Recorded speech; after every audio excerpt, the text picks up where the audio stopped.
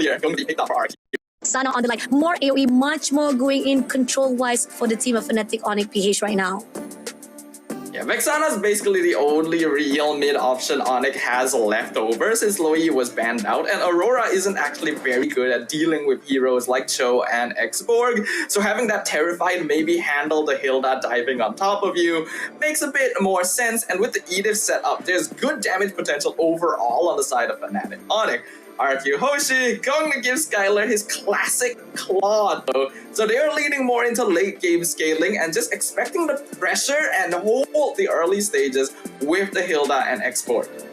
Oh, I do agree on that. Seriously, RRQ HOSHI so far right now, really good response. It's just how they gonna be able to control all the aggression that will be put out by FANATIC ONIC Philippines for the time being on the early mid. That's the crucial point right now, because we are going to see the fight between Skylar as well as the fact that definitely King Kong will try to mess things around. The invasion, are they going to deny it? Will RRQ HOSHI be able to control it wise? And will the help of Edith as well as Gatot Kacha on the line, it will boost up even the momentum of FANATIC ONIC. But so far right now on drafting wise, I gotta say both side has a really good potential. This even up for a while for the respawn wise. The question is, coming into the mid game, who are gonna be able to stand out? But this is it, guys. This is the first series, the big series of our 2-0 bracket between Indonesia versus Philippines. It is going to be RRQ HOSHI versus FANATIC ONIC. This is going to be a game to keep an eye on, ladies and gentlemen. As we know, the global series right around the corner. So establishing dominance here in the Snapdragon stage is going to set up that momentum you need for the rest of the year. And I think the drafts that we have here exactly suit the styles that Indonesia and Philippines are known for, with this side of Indonesia wanting to go for a little bit more of that early game and maybe set things up, while FANATIC ONIC, we know that they want to be able to take control at that mid game and just slowly tighten the grip around their opponents. Agree, definitely. All right, so far, so smooth. A great cover coming in. I mean, we do see invasion coming in between Susujin as well as Kyler. Kyler gonna be in the pick right now. Oh, almost close enough to be tagged out, but with a dash, he still managed to survive it out. And we do see at least Brusco is on the like side. Whatever it is, he'll be able to be backed up. But that was a really too close to tell whether or not RRQ HOSHI was able to be taken down our one Kelra. But nevertheless, he'll still be able to hold his ground, and he had to back away to recall himself. Sujin, it's expected that he's going to be putting a little bit more attention towards the gold lane here, but in the mid lane, Risco taking quite a lot of damage himself. Oh, coming in, and now we do see the first fight coming in by Kurt, taking down Darren first. The attempts coming in from Darren try to shut down FANATIC ONIC is not going to be able to do so now. E-Dog and Vince gonna wait it out for Susujin to be actually hold it out, but this turtle is already in the hands of Kiko, and now they go pushing in for the scream itself. Kiko takes down E-Dog immediately with the Spear of Alpha, now pushing straight away to the side of the one and only Susujin, but doesn't manage to put it. But that was already a good win with one kill on the side as well as the turtle to be taken into FANATIC ONIC.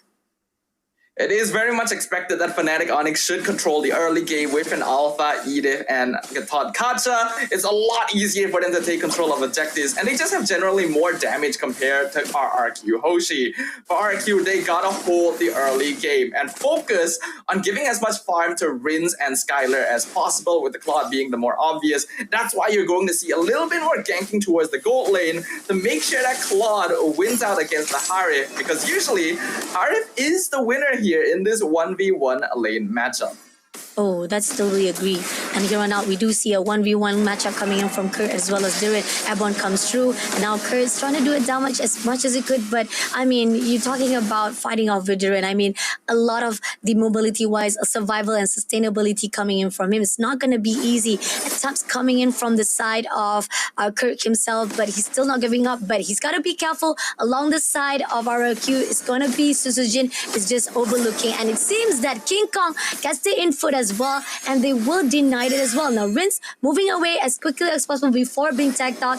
At least a reposition is a good in favor coming in from RRQ HOSHI, but they really gotta hold off for a while because the aggression input out by FANATIC ONIC at the moment right now, it's really scary. Yeah, I feel a little bit bad for Tyrant because when you are on a Hilda, you're usually the one causing havoc and pressure on the map. But because ONIC just has so much early game damage and they're dealing with an alpha jungle, the Hilda cannot actually invade to try and disrupt King Kong. He just has to try and win out a lane priority, which is already kind of difficult against an Edith, so that they can roam and actually stop ONIC from being overly aggressive on other parts of the map. Unfortunately, ONIC not really being stopped by that. They're going to start contesting the turtle in Sun Sujin. Oh, coming in straight with the Spirit of Alpha, pushing in straight. Airborne comes through. Darren trying to push in straight away to King Kong, but doesn't manage to get the kill he's needed. He's not getting a lot of damage, but the turtle has already been picked up and pushing in right now. It's trying to push in, but RRQ HOSHI doesn't get the target that they needed. FANATIC on it, they're gonna actually get away already. They already got what they needed, but damage comes through from Sujin. Double kill taking down Kirk as well as the side of Brusco. Now that's what is needed coming in for the side of RRQ, but at the same time, this is gonna be tough for the side of Team FANATIC on it, as at least RRQ HOSHI gets the trade that they needed. That is exactly what RRQ HOSHI is looking for, and actually a massive win, because up until now I have been mentioning that FANATIC ONIC should be stronger at this stage of the game. They just have more presence and damage overall, but extended the team fight a little bit too far, and RRQ beautifully managed their resources and positioning, playing around the healing being provided by the Revitalize so that they could prolong the fight and then re-enter once ONIC had overextended in the mid lane. Because of that, Sutsujin now has a little bit of an EXP lead against King Kong, and RQ has evened up the net worth difference. As long as they keep the gold even and Skylar does not die, this game is going in their favor. Agree, definitely. And a little bit stronger coming in from the side of Darren. This is where no matter how much you try to put out a potential to fight out with Kurt, it's still not enough. And going into the side of Susujin, I agree on the note that now he's actually in a very good advantage. Hopefully RRQ HOSHI can be potentially cover and control the movement that they are required right now to move into the mid game. And so far right now, we do see that Team FANATIC ONIC is going to actually try to team up right at the top, going to actually try to give a lot of pressure to Skylar as well as Ida, but it will be denied instantly. Team RRQ HOSHI, really good grounding, really good coverage right now for both teams. It's really tie up for both of the teams right now.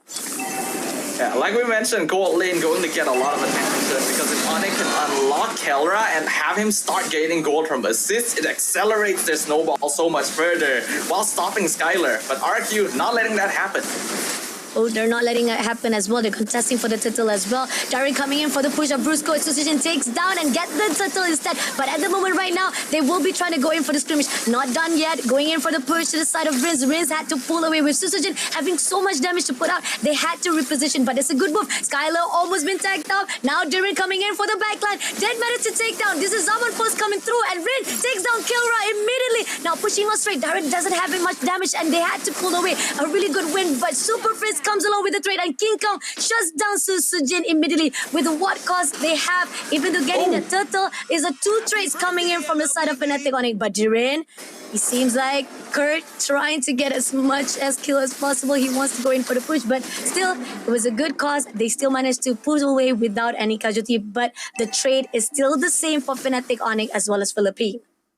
Yeah, that trade initially looked incredible for RRQ HOSHI. Again, beautifully managing their positioning, but this time it was them who prolonged the fight a little bit too far and underestimated the DPS. Oh, coming in for a fight as the moment right now, we do see Katokacha coming in, but at the same time, it's not going to pull anything with that Avatar Guardian.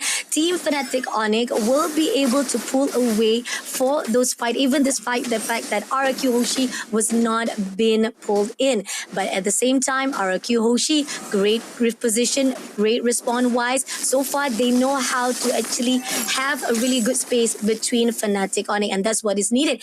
Even on the ground-wise, they did manage to actually trade off between the 2 turrets from the top as well as mid lane. Here on out, Team RRQ HOSHI, at least on the cover ground of the map, is still in their hands. Even though ONIC was able to get some good kills in that previous fight, remember the win condition we mentioned. As long as RRQ HOSHI keeps the gold somewhat even until the late game, they are actually in the lead. And the gold difference right now, very, very small. Only about 1,000 in favor of FANATIC ONIC Philippines. In comparison, RRQ will scale way better, and they're going to play for that timing. Oh, they're gonna pay from starting. Avatar Guardian coming in for the push. At the moment right now, King Kong had to pull his, but so much damage coming in. But Skylar takes down Sprints immediately, and Vince shuts down Brusco. Kara been stuck in the middle, will be taken out by Ito with the Wings of Dragon. But King Kong trying to survive with the Spear of Alpha, trying to move away, but Vince taking out Kurt. And it's gonna be Darren to push in with the last explosion, shutting him down with the sacrificer kill. But that's needed already from the side of RRQ, just to take down, getting the team wiped out. Desirable in RRQ HOSHI hands. FANATIC ONIC went for a slightly over-aggressive position around the Lord Pit. At this stage of the game, it's understandable. They still have control, they still have damage, but RRQ, I've been seeing their micro movements, and it has been very, very impressive the way that they're dodging Avatar the Guardian every single time, making use of iframes, and Edok as well, finding Super Prince in the backline and kicking him into the Blazing Duet, thereby funneling the entirety of FANATIC ONIC into a small area where Skylar can do the most damage. He also now has the most gold in the game. RQ, with a 2k net worth lead now at 10 minutes, are very poised to take this game if ONIC are not able to find an equalizer. Now let's see. They're gonna go in straight to the bottom side. Doesn't spot anyone. It seems that Edo trying to find a way to actually go into the backline first of all, but at the same time will be denied by Super Friends, not allowing any extension coming in from the RRQ HOSHI. Lords is marching in. King Kong right at the front side. It seems that Darren will be at the backline. Doesn't spot anyone just yet, but they don't know who they want to go in. Vince overlooking straight, try to pull away, but Skylar takes down the turret immediately. But they deny it. They're actually having a little bit of hesitant, try to pull in into the FANATIC ONIC, and this is the reason why FANATIC ONIC having a really good defense wise so far. And Team RRQ HOSHI, they couldn't find the opening they needed, so at least on the side of FANATIC ONIC, they still be able to neutralize all the lords and the wave that coming their way. But they're not able to neutralize the gold advantage. RRQ is now controlling the entirety of the map, and they have successfully taken every exterior tower from the side of FANATIC ONIC, leaving only the inhibitors behind. While ONIC is pretty strong as a 5-man death ball, RRQ HOSHI's lineup is designed quite well to be able to split up the map and even play for pickoffs. So they're going to continue doing so and see if they can bait out individual members of FANATIC ONIC. And if they're able to continue doing that, it's going to be quite difficult for our Filipino champions. Let's see. King Kong trying to find a way to break to RRQ. So far, Brusco just waiting for the right time. The fact that RRQ, I like the positioning wise, they're denying every Avatar Guardian been put out by Brusco. And that's the reason why it's not in the favor of FANATIC ONIC every time they go into team fights. So that's the motion where we're seeing RRQ HOSHI positioning wise is very important for their keys. Now, Kara trying to actually bait out RRQ, trying to actually pull them in. And the best part about it is that Team RRQ HOSHI, they don't need to worry about anything. They're literally prioritizing on the lane side. As long as they allow those waves come in and keep giving pressure to FANATIC ONIC, it's still going to be in their favor. Now, it's a very interesting picture to see here because we typically expect PH teams to always be superior in terms of macro. But because of the draft matchup for this game in particular, RRQ HOSHI are taking care of that incredibly well, since all of their heroes are either durable on their own or have built-in escape mechanisms so that they are able to split push waves without needing to worry too much about getting ganked. Not to mention that Kirk is the only really reliable form of CC that FANATIC ONIC has. He has to find Skylar, and that is after baiting out a Purify. Otherwise, RRQ HOSHI just has so many ways of controlling team fights.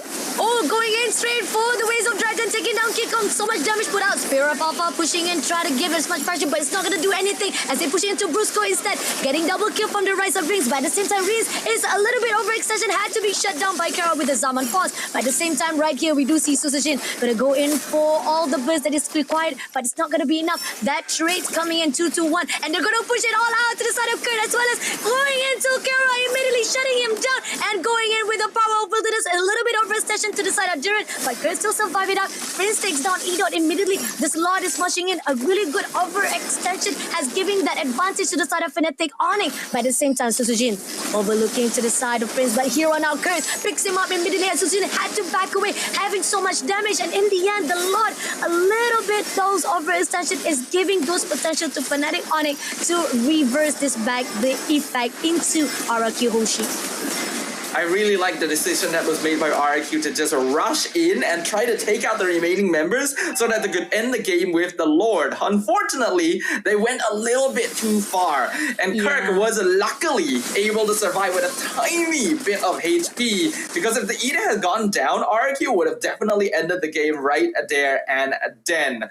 With that though, that does give ONIC a little bit more breathing room, but they only have one inhibitor on very low HP to hold on to. Whatever happens, this next Lord must go into their hands, or RRQ should be able to quite easily whittle down the crystal.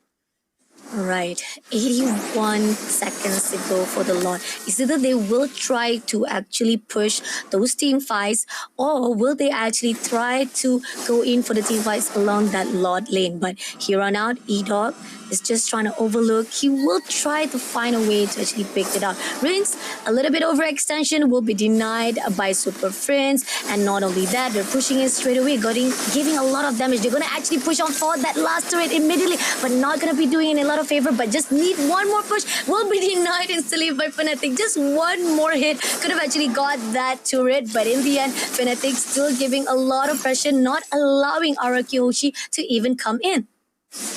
Yeah, Skylar tried to go in with the VMI for one last hit on the tower, but we have to remember, in the patch, they updated the tower so that they are just super tanky if you don't have minions nearby. In the past, a single hit would have actually taken that down, but that's no longer viable. Regardless though, I think RRQ are in a very, very comfortable position. Right now, Skylar going to be doing a lot of damage, and because there isn't enough ways for FANATIC ONIC to force out his Purify, he can actually position himself very aggressively without needing to be worried about being CC chained. He has 0 deaths so far, and the Lord is coming up. FANATIC ONIC need this, or they need to at least slow it down. With only one tower standing, if RRQ pushes in with this and a Claude, the game is basically over.